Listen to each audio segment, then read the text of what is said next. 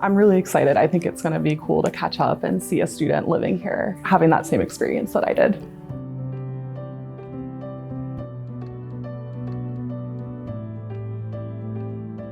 It's definitely weird going up the elevator because I haven't done that since I was a freshman in college. But I felt like I was back in that moment all over again. I think the furniture is actually the exact same too.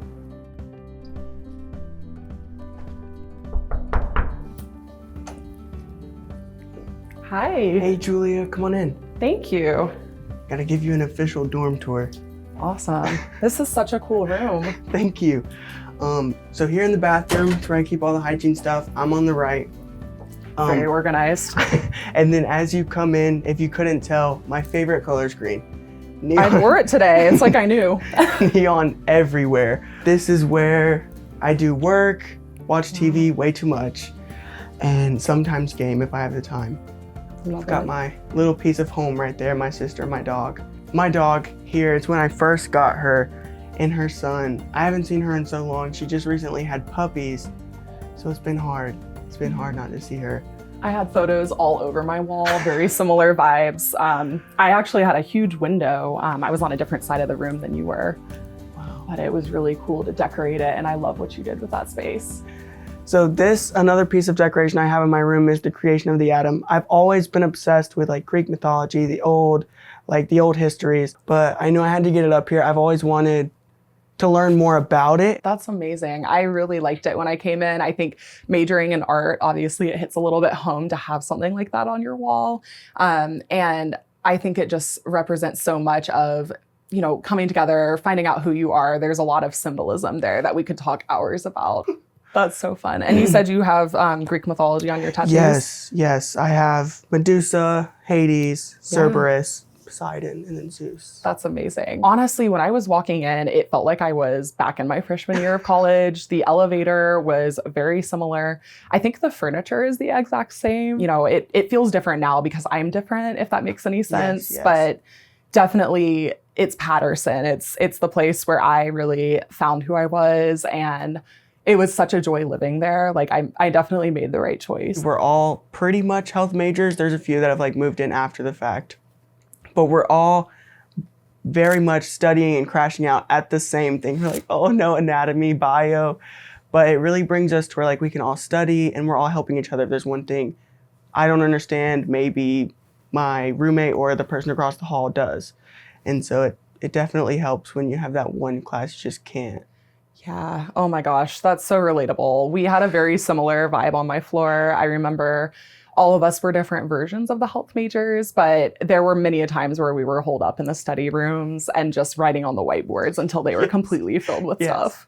Yes. And then you're fighting. You're like, can I erase this part? I need it. Yeah. Like, don't you dare erase mine. Yes. Oh my gosh. That brings back so many memories. I definitely relied on my classmates to help with like learning the different formulas for chemistry, and anatomy was my worst class easily. So definitely relate to the crash outs there. So a typical game day for me, we would get together with a lot of my friends. Sometimes we would get ready here. Sometimes I would go to a different dorm to get ready. I think a lot of times me and my girlfriends would choose like matching dresses or something like that. And then we would have some snacks, maybe get some food at Russell House. The dining halls have changed a lot since I was a freshman, but I do remember getting some good food ahead of the game or going to some of those tailgates on Green Street. And then we would wait in line for the shuttle, get there like an hour or so early. And I have vivid memories of learning how to do Sandstorm with one of my close friends. He was like, you have to get this right. So let's practice the dance. Let's practice all the cheers. It was really fun. For me, typically, if it's a night game, we've all eaten.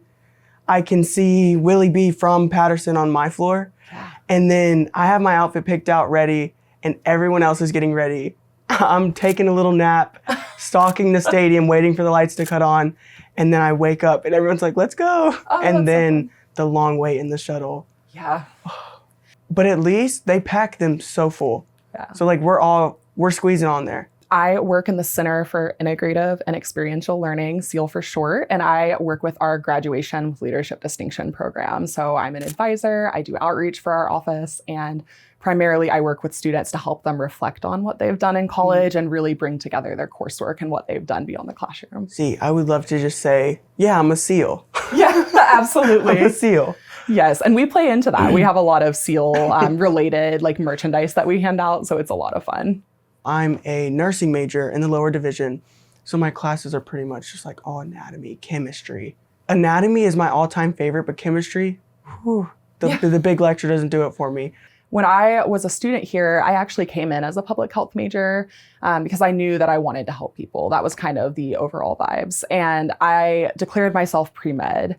I took all the classes for my first 2 years, and then I got to anatomy and I did not do very well at all. I struggled with memorizing everything and understanding the why behind it. I'm hoping when I graduate, I get my RN, my BSN, and then work for about 2-3 years in the ICU or critical care field as a travel nurse. Oh, so I can really see everything.